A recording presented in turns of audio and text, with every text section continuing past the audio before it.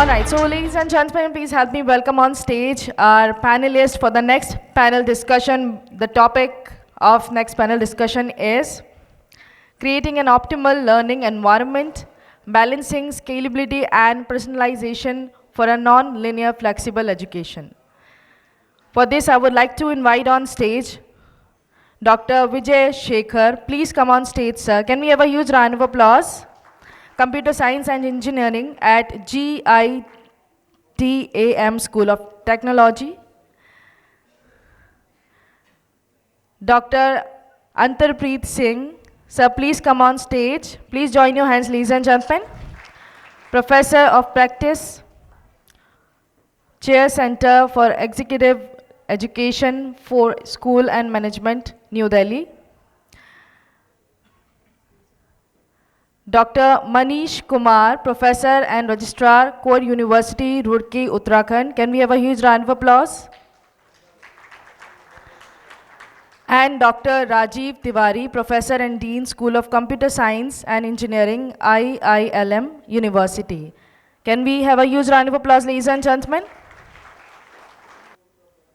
Please welcome on stage, ladies and gentlemen, Professor and Dr. Y.S.R. Murthy. Can we have a huge round of applause? The founding Vice Chancellor of RV University. Good afternoon. My name is Vijay, and I'm designated as the moderator in the last minute, so we'll figure out what to do. So this is about creating optimal learning environment, balancing scalability and personalization for a nonlinear, flexible education. Whenever I see the word nonlinear, I get scared because I've spent my whole time in the analysis and control of nonlinear systems. We'll see what it means in this session. I think we'll start off with a very generic question in terms of each of the panelists can actually provide their opinion in terms of what they think of what is optimal learning environment. Perhaps Dr. Antarpreet Singh. Good morning, everyone. I think our discussion, when it ends, it will be afternoon. So, I am from industry, and I started my academic career with Indian School of Business, Hyderabad, and I'm currently at FORE School of Management. So I'll talk more in context of industry. So I would say there are certain changes which have been induced by COVID, the digital transformation. But even before COVID, several organizations had started huge digital initiatives, and with the result that where we are today, we have digital work styles, and the form and shape of learning has also changed. Now, one thing which is very important, and I'll keep my arguments short, is the presence of multi-generational workforce.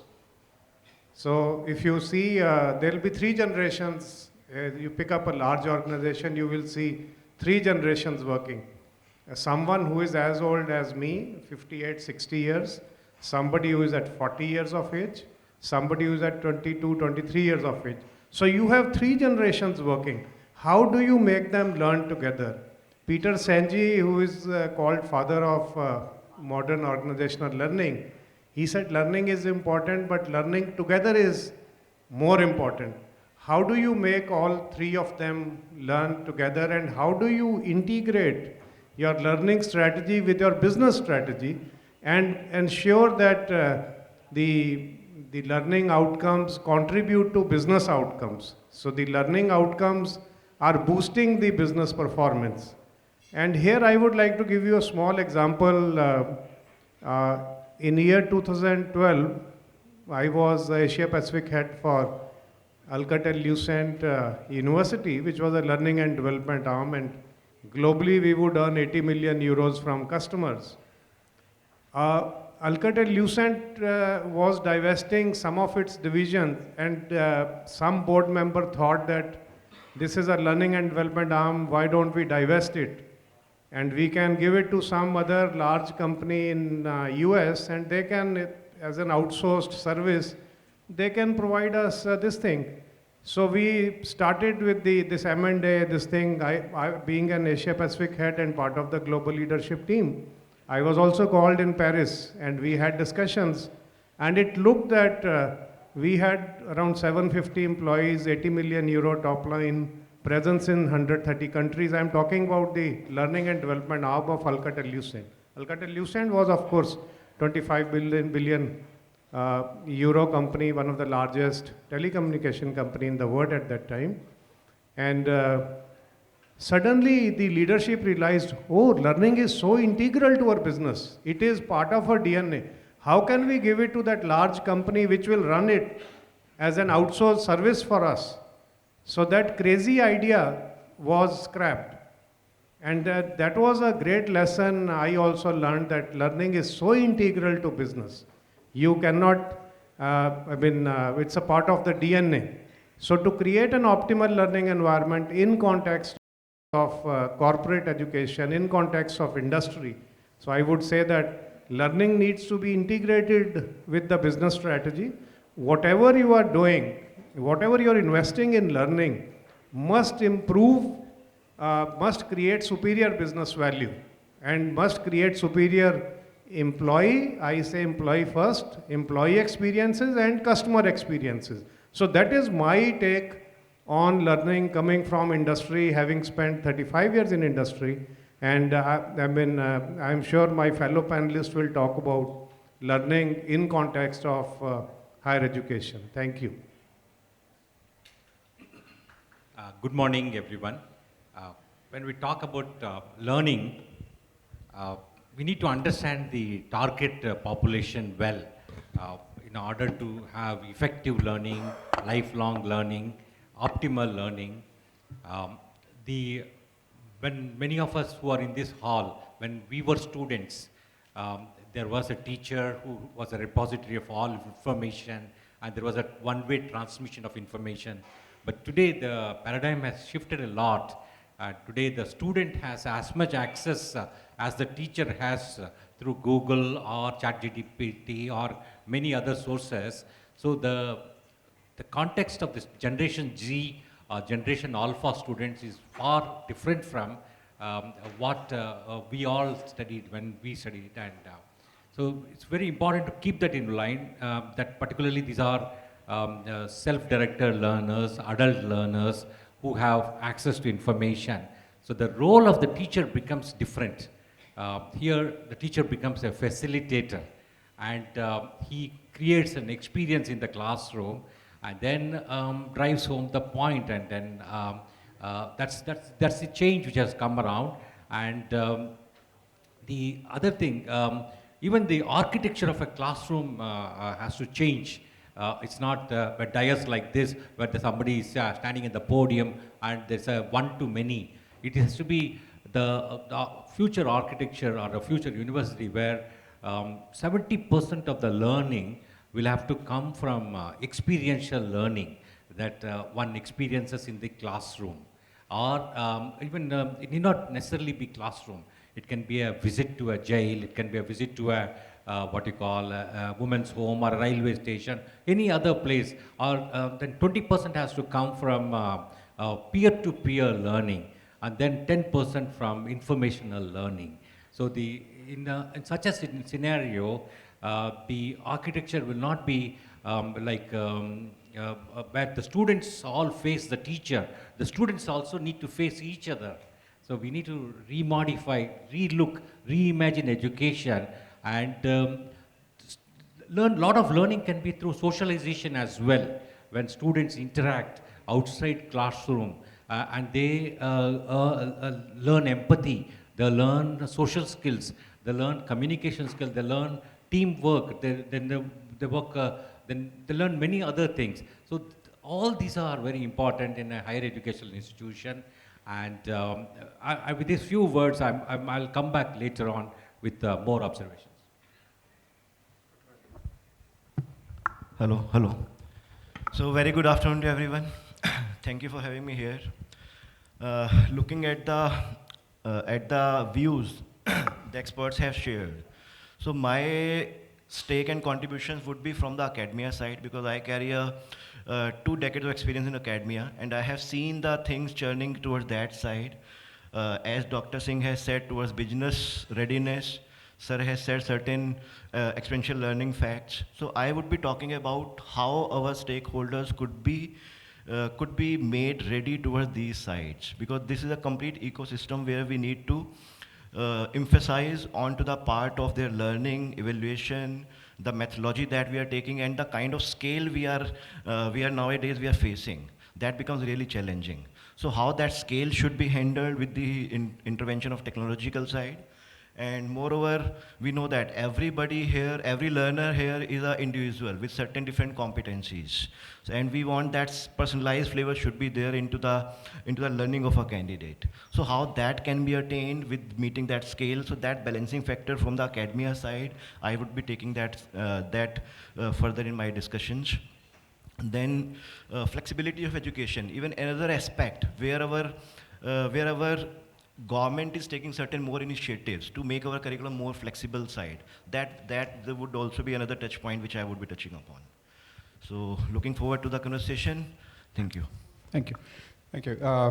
Yeah, so probably I should add my own opinion on this. So the session is about creating an optimal learning environment. The previous session was supposed to be about internationalization, crossing borders, or whatever the exact title was. But in some sense, they spoke a lot about creating an optimal learning environment. So a lot of the things that we're going to speak here is going to be somewhat common with that. In my opinion, there are 2 aspects to it. I mean, the first thing is, at least I'm happy that we are using the word learning rather than still continuing to use the word teaching. Right? That's the first good step that we are doing these days. The second aspect of it is, I mean, as soon as we use the word learning, at least we are thinking from the student perspective. So from a student perspective, there are 2 aspects that we have been ignoring for a long time, and I would say in the last few years we started paying attention to. This is actually the flexibility given to the student. So from a curriculum perspective, I think many universities and colleges have still to catch up, but at least some of our efforts are paying off in terms of giving that flexibility. And at least, I mean, what NEP has come up with, National Education Policy has come up with something that rest of the world has caught up long ago, right? I mean, I've taught in the US for 17 years, lived in the US and taught for many years there. And all the things that we have done 25 years ago there, we are still catching up, right? So at least that flexibility part, at least some of us have accepted that student should be given the flexibility. So many of us are trying out with something like liberal education. So that's the first step. I mean, creating an optimal learning environment is to actually let the student design his or her own curriculum, right?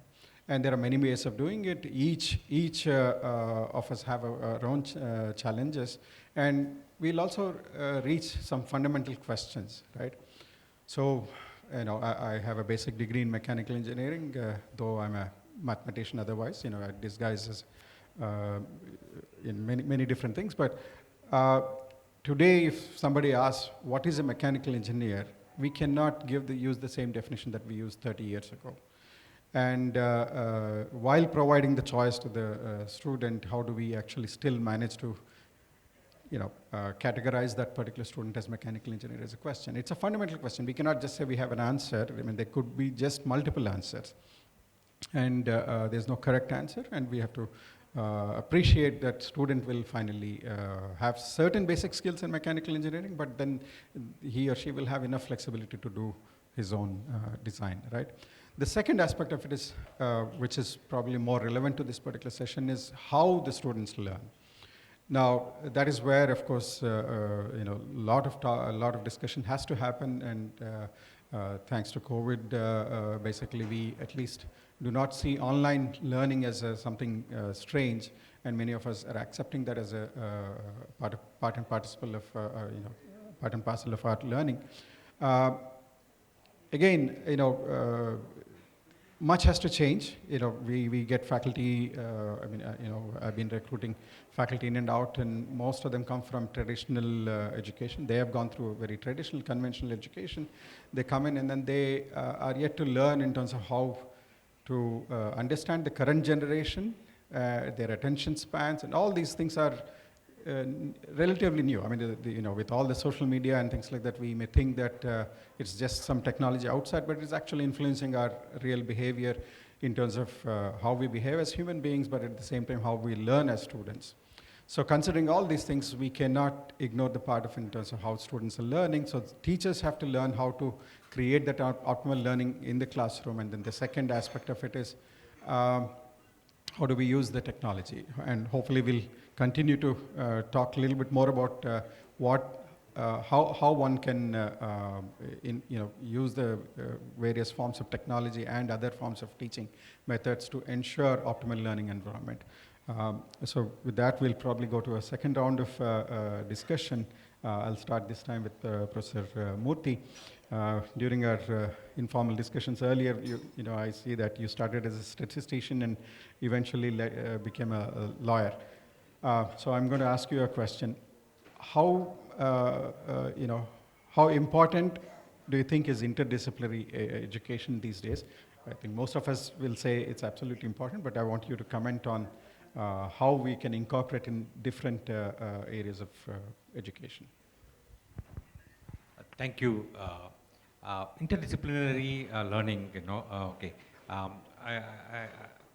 I started off as a statistician and then branched off into anthropology, then went to mass communication, and then from there I went to law and finally settled in higher education. I had been a wanderer, and so this is where, and I have been able to explore the intersections of different disciplines.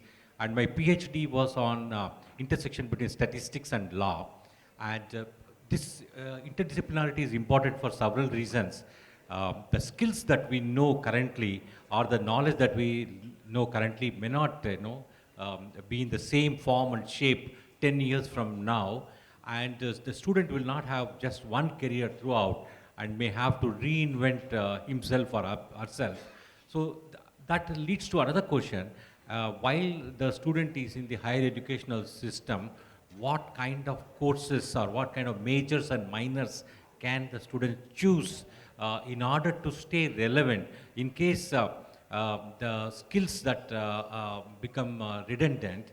Is there a possibility of using a minor subject and then branching off into an alternate career option? And these are extremely critical questions as the current technological developments. We do not know what the future holds. We cannot predict with certainty what kind of skills will be required. I ran into a top technologist who was a chief technology officer with Yahoo, Google, and then I recently had an opportunity to listen to him. He said he went to IIT Chennai about some 3 decades back, and the only things that he remember now from the college days or from the IIT Madras days are the English language skills and the little bit of sociology and psychology that he learnt. And rest of all has become obsolete. So that is why it's, when we are talking about optimal learning environment, now keeping the obsolescence in view, we need to inculcate in the students the ability to learn. It's not just what to learn, but how to learn. And that's how to learn is the ability to learn has become very critical. So that that requires what you call nurturing the creativity, curiosity of students. In fact, for long, the schooling system has killed the curiosity of our students. In case a student writes an answer in his own words or her own words and not conforms to the textbook, the person doesn't get full marks. And in the attempt to get full marks, and the students are not allowed to question as to why the fan moves in a clockwise direction and not the anti-clockwise. And these are it's very important to to retain the curiosity, the childlike curiosity, the ability to learn. And it's very important that the institutions, particularly from the school level upwards, must nurture this curiosity and creativity, problem solving, and these are some of the fundamental things. Even if the knowledge becomes obsolescence, even if the skills become obsolescent, but these, what you call, creativity, problem solving, are the major minors one chooses during the course of higher education, or even the certification program will keep one in a good stead for reinventing oneself if need be. Thank you so much. You mentioned about IIT Madras, and 30 years ago I got my degree from there, and I wouldn't agree that all things we learned have become obsolete. But they are the foundation in terms of what we are learning today. So, but Dr. Rajeev, so the question to you is, you're leading a computer science program, I believe, is, the unfortunate fact is many of the students choose computer science simply because of the availability of jobs, and many of them are not necessarily interested in the hardcore side of computer science. I mean, in the past, computer science used to be completely mathematical, and these days it's become more software oriented, but that mathematical foundation is still important. But then most students cannot really, appreciate the value of mathematics and things like that. So this is reality. So how do you think we can create an optimal learning environment for such students in ensuring they still don't lack basics at the end of their degree program? Thank you. Undoubtedly, the time has changed, the portfolios has changed, and the total crowd of learners is coming into the computer science. That is a challenge which we are talking about the scalability to handle here. And another aspect that you touched upon was earlier core concepts were there, now they have been shifted to the programming side. So that evolution already we have seen into the market, into the jobs, which is driving our learners also towards that side. So handling that part, anything which we are building right now, and undoubtedly as a computer science guy, we are the change makers. You have seen that how countries have survived with the help of computer science during COVID time also. Every industry has done their job very perfectly without, or we can say with the least movements itself. So that portfolio has been changed totally, and that change is driving our learners toward these side. And all these new technologies that has been built upon now, they are being built on the core concepts directly.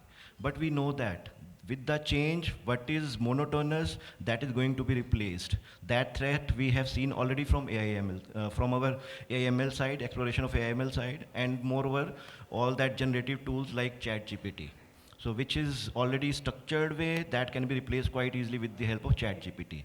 But anything moreover, like building upon to that part, that will still require all the basics intact onto that part. So any new innovation, if any learner want to do toward that learning environment, they need to go from the basics part first. And it is not that they should go with the every basic. They can question that part from the chat GPT directly. They can learn that part which is required for the core sites, and then they can build upon multiple things about it. So same thing, like when more scale is there, more learners will come into the account. To handle that part, technology will be helpful into that ways.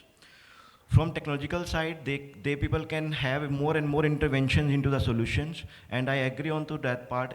Not even a single solution can come from a single domain, because we are living into the real world where every different domains are interacting with each other. If we look about this seminar hall itself, it is carrying so many engineering inside it. So one domain can't give a solution. So interdisciplinary approach is anyways required. So providing that optimal learning towards that side, our curriculum and flexibility offers that kind of opportunities open for our learners, so that they can follow their passions to build certain societal solutions. So with the help of technology, now spectrum is quite wide open. They can decide their vision for the upcoming time, and they can opt for certain different kind of courses from the different portfolios, which can design certain solutions for the upcoming time. So these kind of optimal learning environments nowadays we are offering, along with the core competencies intact into the curriculum side. Thank you so much.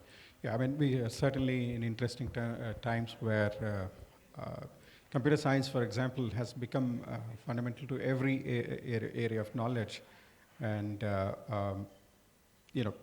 we have to question ourselves, should we give really specialty degrees in computer science alone, or it should be more applications oriented where computer science becomes a foundation for everything else. I think we are living in interesting times in terms of finding answers to these. Dr. Antarpreet, I'll start off in some sense. I'll have the same question for the next other panelists as well. We can't avoid talking about AI these days. So in a business environment, you have obviously many years of industry experience. How does AI help learning in a business environment? So before I contribute a little story, there are two parrots are chatting in the garden. So they're saying, look, the human is just 10 feet away from us. So the intelligent parrot says, no, that's not a farmer. They've just put a wooden kind of this thing which resembles a farmer. So the other parrot says, how do you know? He says, look, his head is still, he's not looking at his mobile. So all of you, please leave your mobiles. And if we'll appreciate if you could, because the ideas and we'll appreciate if you could also ask questions. So we used to talk about learning management systems. Those were linear learning management systems. So there'll be courses, resources, some kind of social collaboration. You push the courses to students, and then learning management systems also found their way in schools. Today, the artificial intelligence-led learning management system, though they had a dumb intelligence. There was a software which will continue to perform same function over and over and over and over again and again and again, 10,000 times, 50,000 times. Unless you put another patch in the software, then the functionality would change. But then again, that will be hand-coded code, and the functionality will change, and it will continue to perform again similar way. What if we say we create a non-linear learning management system for executives, for engineering, for law, for MBAs, for humanities, for senior students, for junior students, for even nursery class or whatever. I mean, of course, they should not be burdened with the heavy education or anything like that.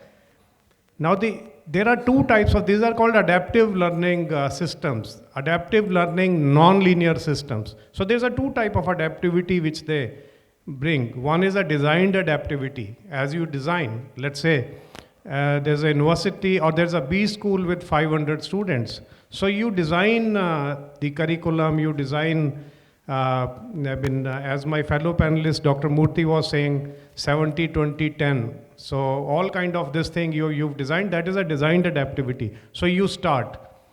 The algorithm, the second adaptivity will be the algorithm adaptivity. The algorithm is intelligent. There are artificial neurons which resemble the neurons we have in our brain. We have 86 billion neurons in our brain. And we have taken, and we say that the artificial intelligence, the new age. No, it started in 1955, the work started. And we've created an artificial neuron which exactly functions like a human biological neuron. And when we put that intelligence in our learning management system, we are able to understand this is a slow learner, but she or he may be a fast learner in marketing. She is or he is a slow learner in finance. So the learning management system accordingly will craft the courses, which means you are going down to an individual level. That's a personalization of learning. That is what non-linearity is.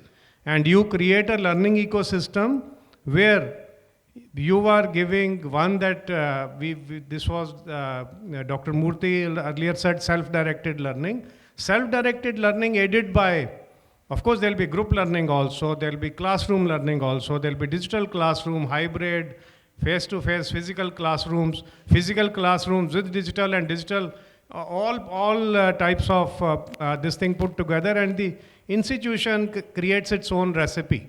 I mean, you have all the herbs available, everything available. Then what kind of a dish you want to create? So AI is also like a herb. And it helps you create a non-linear, student-centric, which results in a very superior learning experience. And also the learning outcomes are superior because you've not pushed like one shoe fits all kind of approach is not there. You are understanding the learning needs of every individual, and accordingly you are satisfying, and that is where algorithmic adaptivity come into play, because algorithm is intelligent. I mean, the machine learning algorithms or deep learning algorithms, as we one that they learn by their own experience, the way we learn. If I touch a cup which is very hot, next day I will not touch it. Even if there's a Coca-Cola there, I would be very cautious because I have learned by my experience. In a similar way, these learning management systems also learn, and that is where the designed adaptivity and the algorithmic adaptivity make the whole this thing non-linear. And I will stop here because I'm a professor. Now I am a professor and I love talking. I listen less and talk more, and I can keep talking on adaptive learning till evening. But I think in the interest of time and also not to overburden you, I'll stop here. Thank you so much, Dr. Antarpreet. The way I think about non-linearity is teaching is always linear, at least the way we do conventional teaching, whereas learning has never been linear, right? I mean, just think of a kid. While they are trying to learn walking, one sudden day they will learn, but then the practice has been there in terms of getting prepared for that final step of walking, right? So in every concept learning, the same thing happens. So nonlinearity is inherent to learning. Adaptation is obviously there. I mean, without adaptivity, learning doesn't happen. But realization that this is how it happens is what I think most of the educationists miss it. But I think it's time to understand some of these things, how we learn. Dr. Murthy, I want to keep this same track. How do you think AI is changing, let's say, in your university or in your field of education? I'll just give a small preface to what I'm going to say. During COVID pandemic, all of us moved to online classes, and so there were questions raised whether, post-COVID, will it be all 100% online? And but the last couple of years' experience is that people are still preferring face-to-face learning. If a learner is given two options, whether to learn online or face-to-face, there is a marked preference for face-to-face, and of course, some kind of a blended thing will come in, and some kind of hybrid thing will come in, some flip classes will be there, but by and large, the teacher will remain. Some places, there are experiments where newscasters are what you call AI chatbot, and then we have serious teacher shortages. Actually, a lot of people are not coming forward to become teachers. It's not because of the recognition or the status accorded to a teacher. So, so there are some sections, there is a view, can the teacher be replaced by AI? But again, the things like empathy, things like mentoring, things like these are some things which cannot be substituted.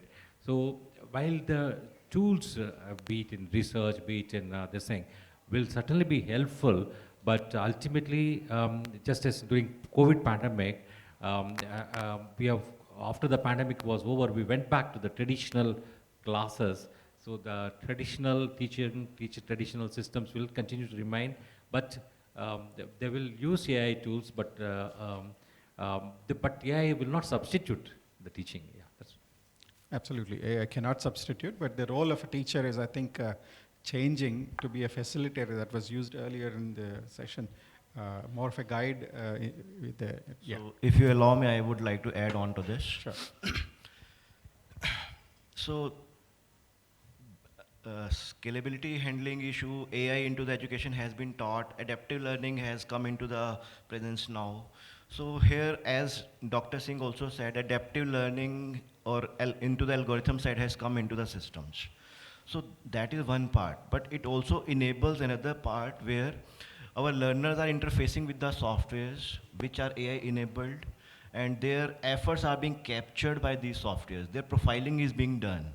So this will create a data set for every learner, how they behave, what kind of learning environment they are carrying, how they are, what competencies they are carrying onto that technology that they are learning.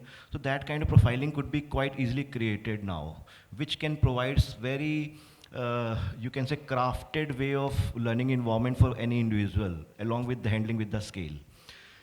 So if somebody like nowadays, we know that Python is very hot nowadays. So there are certain libraries which are really difficult for the students. So same set of questions can't be relevant for every individual now because they carry different competencies. So how to gauge that part? That enablement also AI does nowadays. What you are interacting, what you are at what you are hitting right, what is not going well for you, that all entire profiling could be done quite easily with the LMS systems. So LMS next dimension has come in along with the AI part, profiling along with the crafted kind of questionnaires for the students one-to-one basis.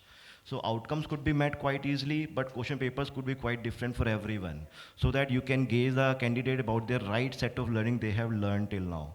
And everybody would be taken from their level to the one level up. But I feel that is education, not measuring everyone onto the right frame of the standards. So that is another part, personalizing with the non-linear kind of learning. And undoubtedly, as we all know that cactus Chinese tree, it shoots up in the 6 years, but in the 6 weeks, the change happens entirely. Same way here also in the education sector with AI, AIML part, curves are of same kind. Initially, this may take certain time for the data gathering and all that insights to be generated from the softwares, but after some time, you will see that the success and the educational level upgradation of the candidates would be quite non-linear in shorter span of time. So that part again is being enabled by AIML part in the education.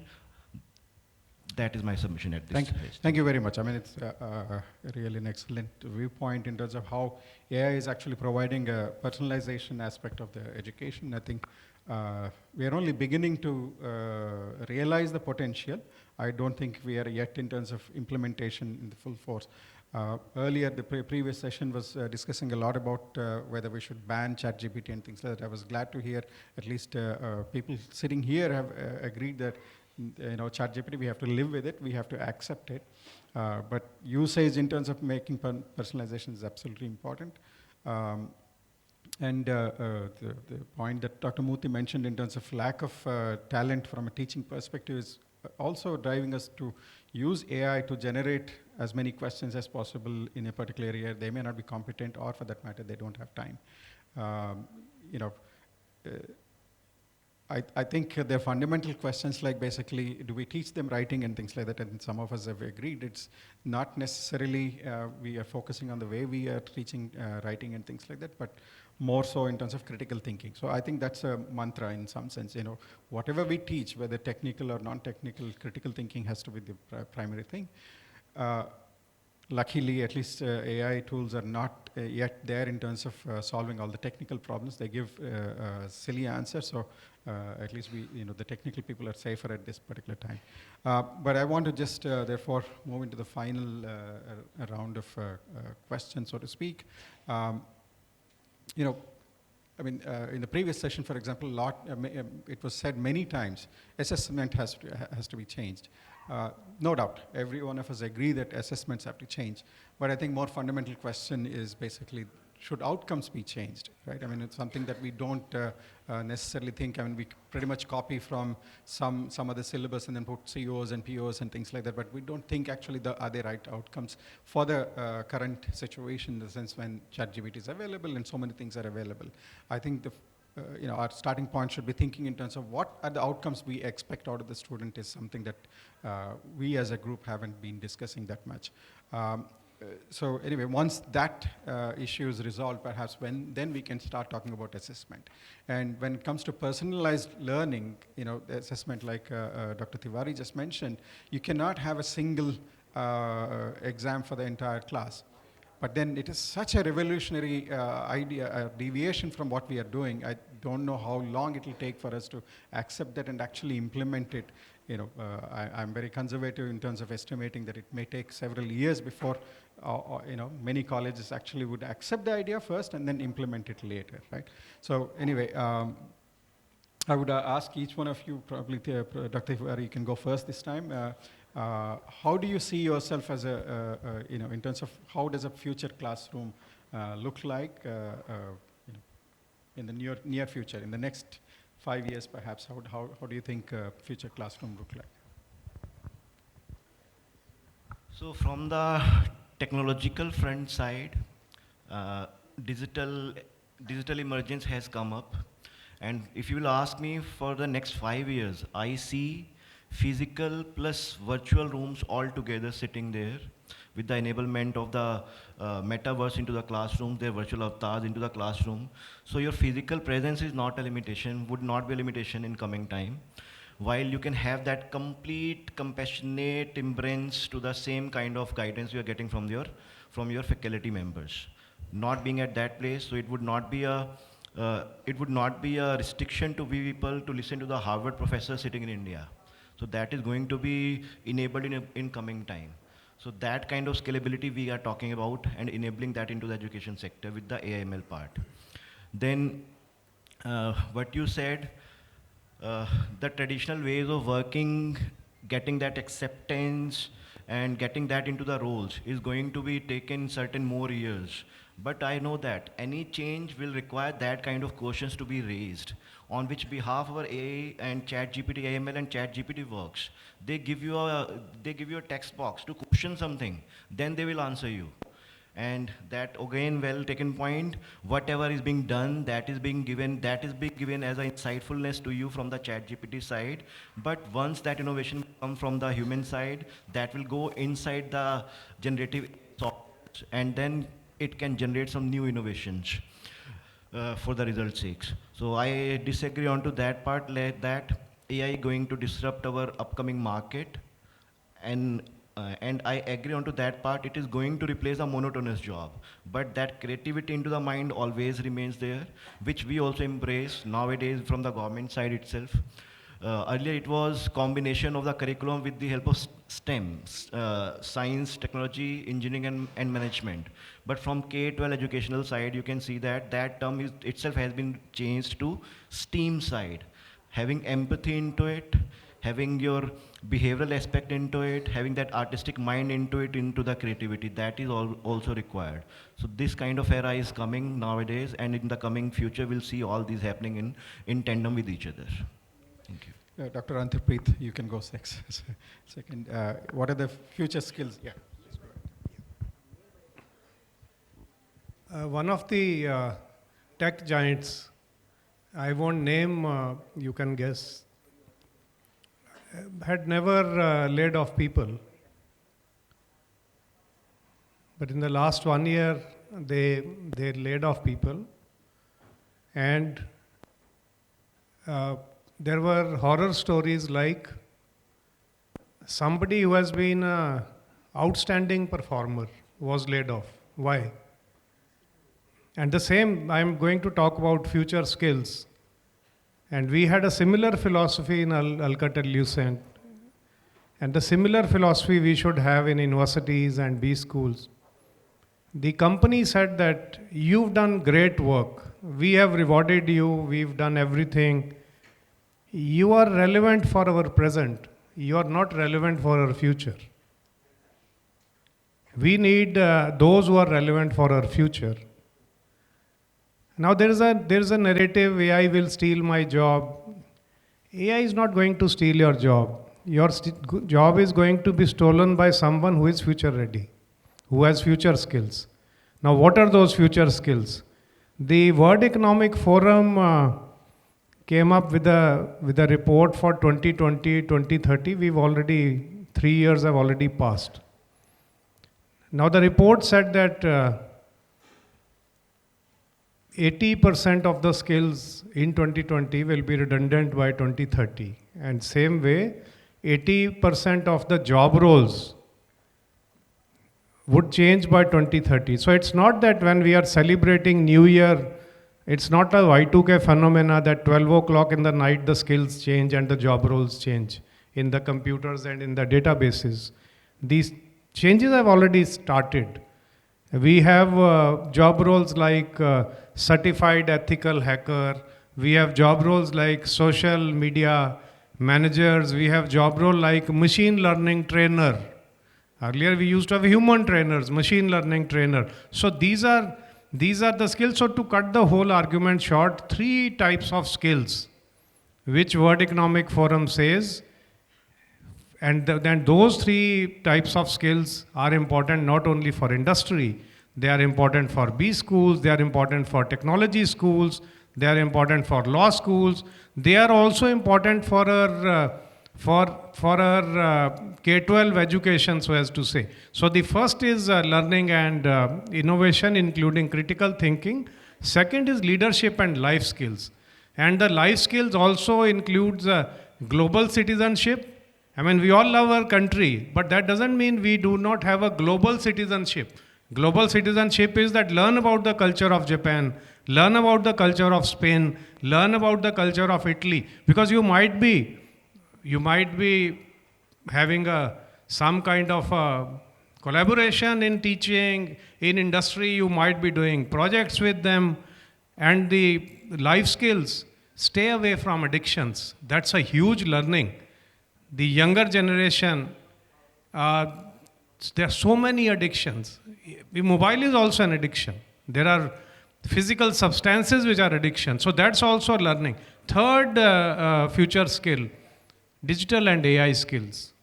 And wherever I teach, I mean, day before I was teaching pharma executives. In the recent times, I was teaching in IIM Lucknow, I was teaching Chief Human Resource Officers, 45 of them. I said, all of you need to be digital experts. They said, why? We have a digital department. We have now created Chief Digital Officers, separate vertical. I said, you can't watch things happening in your projects sitting at the boundary. You have to come and play inside. And that is, nobody is asking you to write machine learning algorithms. But you should understand how, for recruitment, how machine learning will work. For customer sentiment analysis for an insurance company, how deep learning will work. Unless you have that knowledge. So to cut the whole argument short, these are the 3 future skills: learning and innovation, leadership and life skills, and AI, digital and AI skills. Because leadership, the inspiration has to come from leaders. Inspiration has to come from Ratan Tata or Sundar Pichai. Inspiration will not come from machine learning algorithm. So these are the skills we must impart, whether it's industry, whether it is our B school or technology school. And I think I have exceeded by a minute and a half, right? Oh. Thank you so much, Dr. Antarpreet. Dr. Murthy, you will have the final word. How does a future university look? Unlike some predictions, the brick and mortar will continue, the traditional things will continue, but with some minor changes. The digital transformation will kick in a big way. And earlier on, the teachers or the institution had a role in what courses will be offered, and what kind of the choice was with the teacher rather than with the learner. And the NEP changed the model with the students opting the majors, minors, or whether to come mathematics with music or whatever combinations. And then to have this multiple entry and exit, which provides anytime, anywhere, flexible learning things. This will continue on with all the industry certification programs or even the EdTech companies. There will be, student has a tremendous choice to decide the areas in which he or she is interested and to pursue those, whether from Coursera or other platforms which are available, or from the MOOCs or from the traditional system. And I see that digital transformation will deepen in the next 5 years, but the traditional system will, of course, hold stay. And, Thank you so much. I'm looking at the organizers if you have any time for the audience to put any questions. This session is open for Q&A. If you have any question, please.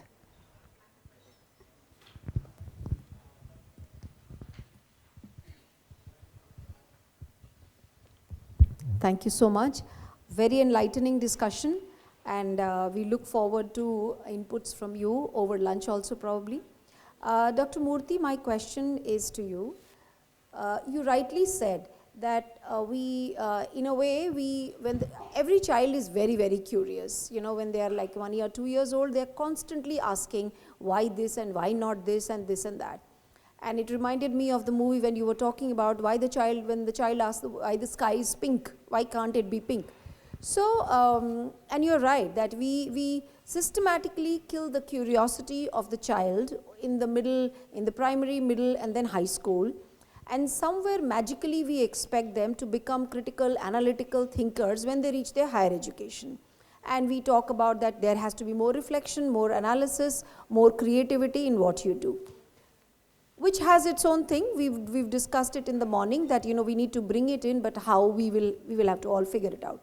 My question is the next step, that when we talk about that, why can't a student learn physics and maybe Sanskrit and maybe chemistry and learning how to play tabla? So a combination, you've talked a lot about, you know, making it interdisciplinary, multidisciplinary, and so on. My question is, what happens when people pick up these skills? How do they benefit them in the long run?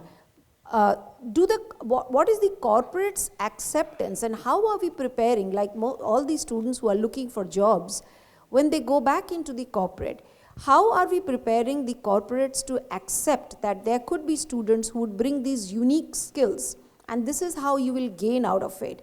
Are we just making them that this is what the role in the corporate is, and you all should prepare for this role in the corporate? All these stakeholders need to be connected with each other so that we see value in what we are doing. Otherwise, there are hundreds and thousands of kids who would want to pursue cricket instead of a regular degree, but their parents tell them that there is no certainty in that. So please pursue a degree and get a job. So it's an open question. I'm picking up from what you said, but how are we making sure that all these stakeholders are tied with each other and we work collaboratively and not in silos? Thank you. Thank you.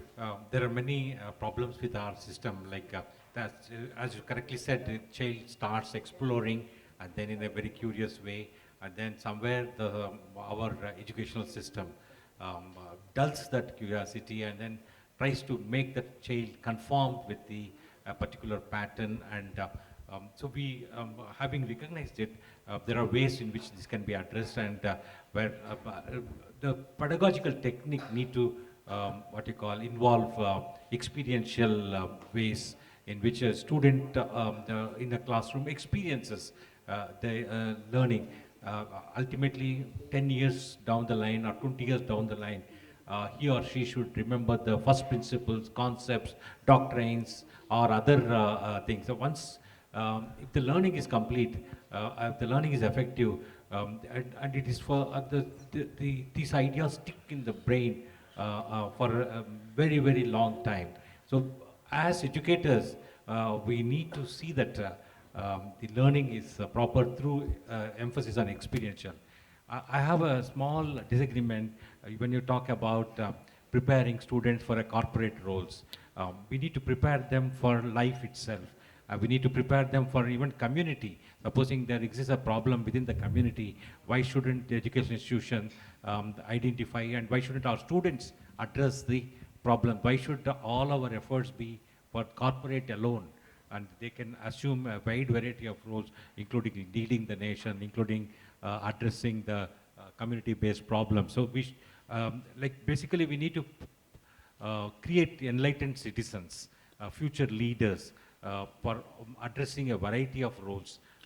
Corporate will be one of them, and we will, in fact, some of them have to be entrepreneurs themselves and give jobs to 10 others, and not prepare, the educational institutions are not there only for servicing corporates, and they just inculcate the knowledge and skills, and then plant the sword of ability to learn, so that the person, and it's like education for life itself, including empathy, including becoming a better human being, including better social skills, etc., etc. So I have a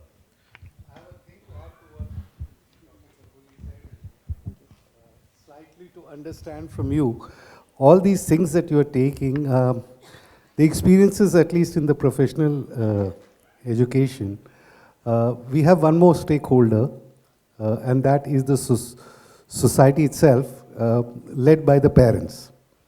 Now, I don't think in any of our institutions, students come and we say we are preparing you for life itself, for society and all that. They're saying, what's the package? What's the placement like? Now, if that is a challenge, so probably that's what Dr. Kakoli is trying to say. Perhaps what you are trying to say is, we now need to educate the society more than the students. And that's where I have a thing against too much technology. Right. You know, the too much technology always guardrails you, because technology is more exacting. In my understanding, I may be completely wrong. It may be reinventing itself, it may be but it's like 2 + 2 makes 4. Life has never been about that. And I'm sure Dr. Singh will also agree, because that's exactly what he said, that you need to get onto the ground, because understanding a technology is one thing, but always making it 2 + 2 is 4 will not happen. Here the question what Dr. Kokoli is saying, and that's a challenge that we, not only in India, I guess across the world, wherever I have taught, I've seen, what's the package, how's the placement? Yeah, if I may add a comment to that.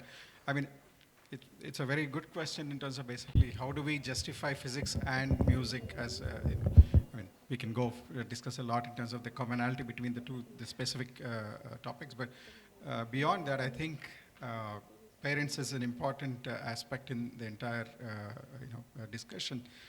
We need to educate them. But beyond that, I think I strongly feel as educators, we need to protect students' interests as well. And one is for daytime job, the other one is for keeping their life interesting. I think both are equal. No, absolutely.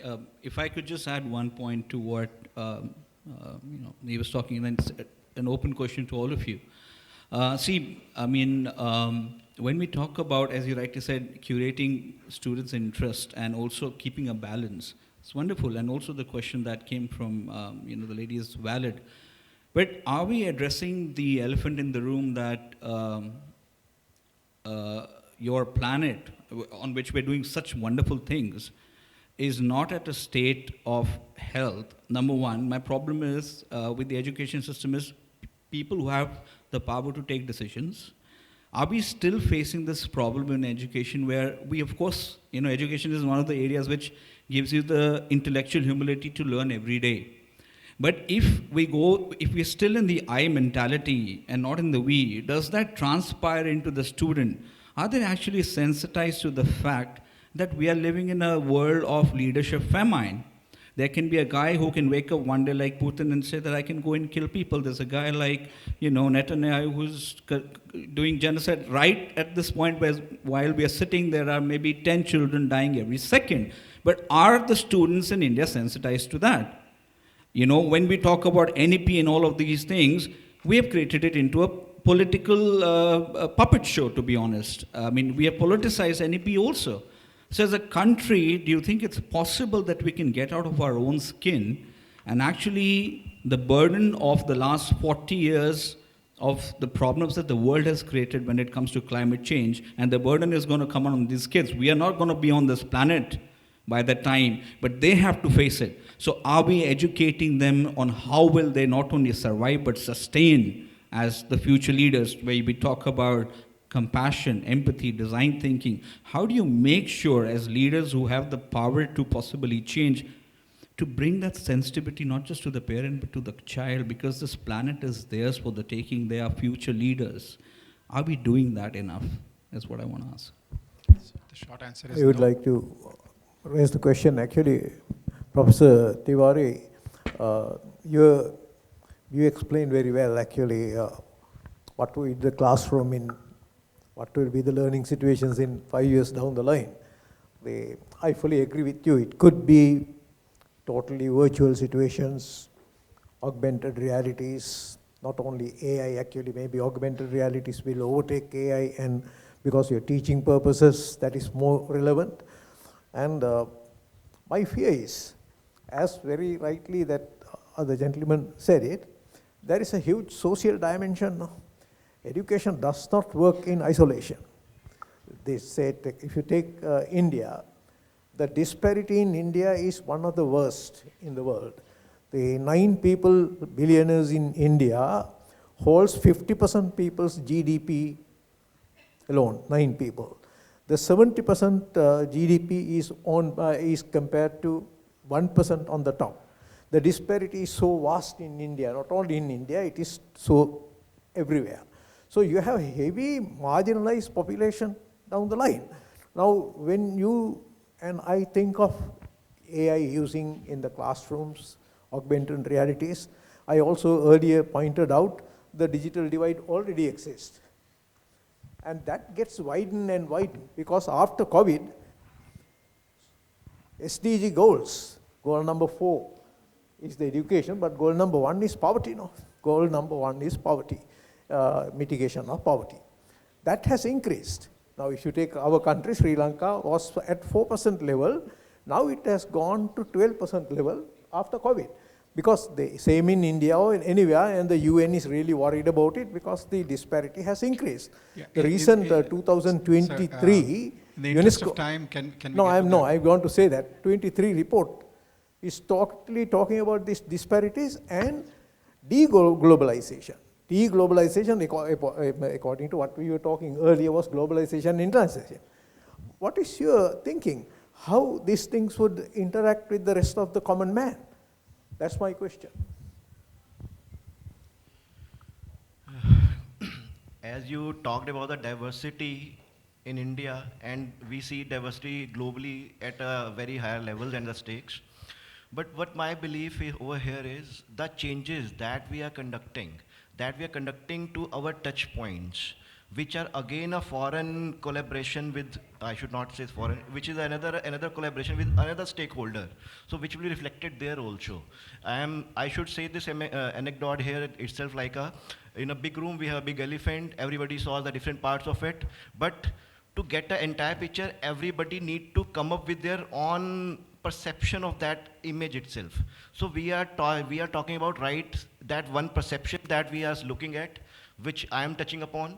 Similarly, perception has come from the other people, from the other angles also. When this whole will come together, and then we can have an entire picture of a big elephant from the room. So in that direction, from the academia side, government has taken initiative for the NEPs, as mentioned from this side also. So that NEP has gone to the multiple stakeholders, primary education also, secondary education also, to our HEIs also. So 2-3 diversities has been mapped together, so that the query that Dr. She raised, whether it is going back to the other stakeholders also. Yes, it is going back to the other stakeholders also. From the academia side, the industry also will be getting that kind of products in the coming time. They have that choices. They will see that how that single domain person with some more interest into it, some more interest into the diversified competencies, they are performing really wonderful. Like we can think of a designer with engineering skill. They can come up with certain good designs which are beyond the imagination of an engineer. So for that per se, we can say that diversity really would be helpful in the coming time to the levels of globe also, to the levels of scalability or the employability of the candidate also. And with the time, society will also get that acceptance of the candidate that not, as I said, it will not going to happen in the linear time, will not be visible in the smaller spans. That change will take some time, then society will also accept that. The people, those who are really technically educated and with their interest aligned in their professional career, they are doing wonderful as compared to the silo person, those who have one focused domain of the knowledge.